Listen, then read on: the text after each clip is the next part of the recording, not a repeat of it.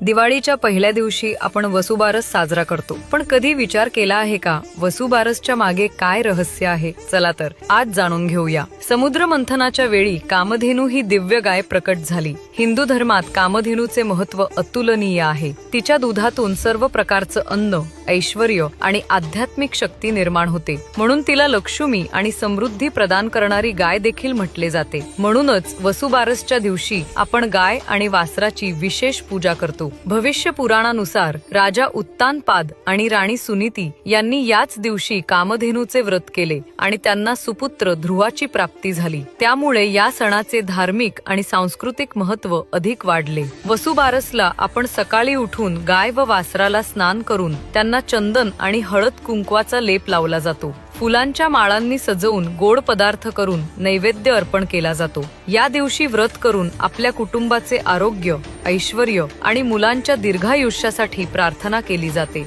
वसुबारस हा सण आपल्या संस्कृतीतील गौमाता आणि वासराची कृतज्ञता व्यक्त करतो आणि गोवंशाचे महत्त्व जाणवून आपल्याला निसर्गाशी असलेल्या नात्याची जाणीव करून देतो.